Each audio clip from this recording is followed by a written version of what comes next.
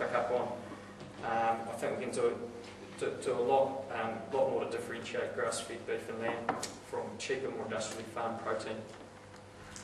And I think integrity of the supply chain encompasses traceability, pasture to plate, food safety, animal welfare, and I think these issues will become more and more important. Recent outbreaks of E. coli in the USA, linking of human disease to intensive farming practices, should allow us to really differentiate our products. And I just saw the Food Inc. movie last weekend. Encourage you all here to have a look at that. I'm sure you'd all really enjoy it. Some of you will be familiar with Michael Pollan's books, The Omnivore's Dilemma and In Defence of Food. It really brings those to life. It probably saves about weeks and weeks of reading. You can get it all in about an hour, and it just really exposes the dubious practices that are going on in industrial farming around the world, the power of the big major corporates that run the food chain. To me, it's just a good news story for us, because surely we can differentiate away from all that. I think we have a huge opportunity here to keep on explaining and educating the benefits of grass-fed protein. And we certainly don't want to be in that industrial farming space. And certainly, I'm extremely interested to what's going to happen this afternoon when we get to look at the feedlot. Just interesting to note that the high levels of HGP in Australian lamb and beef. All farmers on the course use them. They use this sort of a steroid type thing, and I've didn't really know them in their lambs, but they all seem to use it. And just interesting to note that in the Australian poultry industry, it's actually been legislated, it's illegal to use any hormones or anything, and yet the perceived clean green sheep and beef are full of it.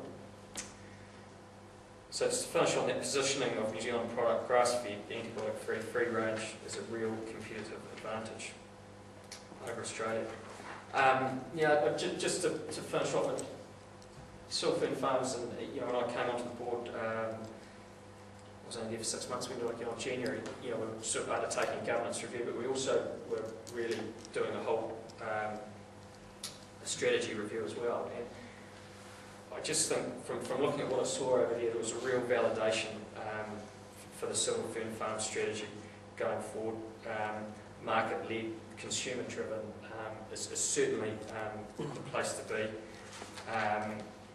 And I think we're heading in the right direction. A lot of the big suppliers to Woolworths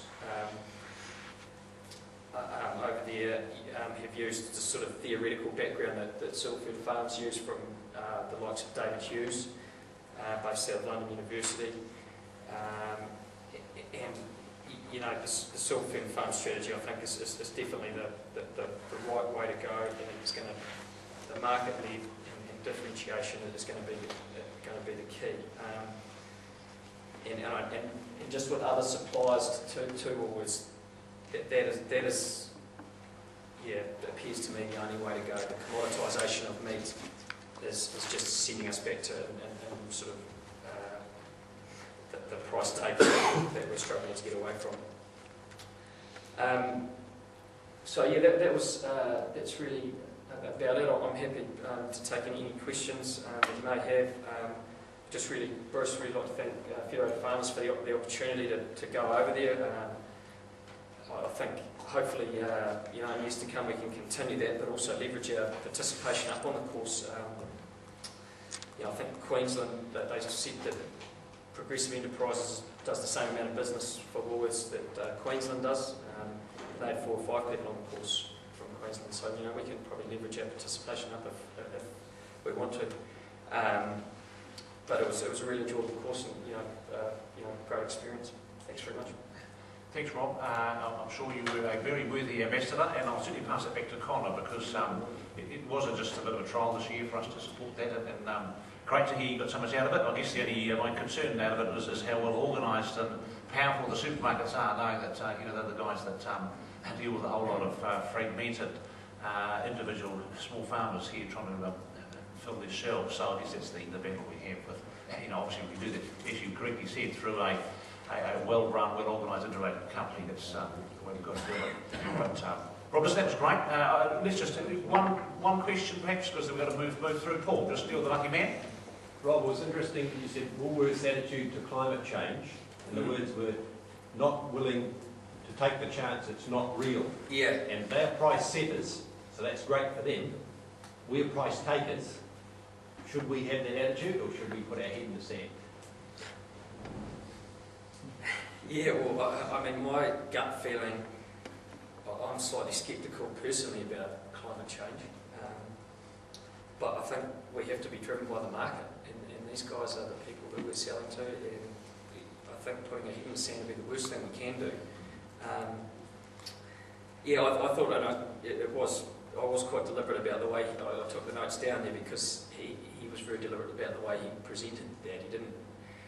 He didn't want to take the chance, but I think in saying that, sustainability and efficiency are good for business, but I would argue that we are all running sustainable businesses. The standard sheep and beef farming model is an extremely sustainable business, and it has been for a long time. And I probably haven't answered your question there, but I think we could maybe do more to promote that fact. That's what gives me so much confidence in the future, is we don't have to change anything much about our businesses. Yes, okay, apart from being organic, we do put on pesticides and industrial fertilisers, but in the scheme of things about what's going on in the food chain, you read some of this stuff from Michael Pollan and watch that movie Food Inc. I mean, we've got a huge chance to differentiate away. We want to be as far away from that stuff as possible, and I think we're basically there. Especially the sheep and beef, in terms of intensification of farming, it's very extensive, mostly. Rob, that's a good point to finish on, and yeah, well done. But listen, thank you very much, and now my turn. We can just thank Rob for his presentation.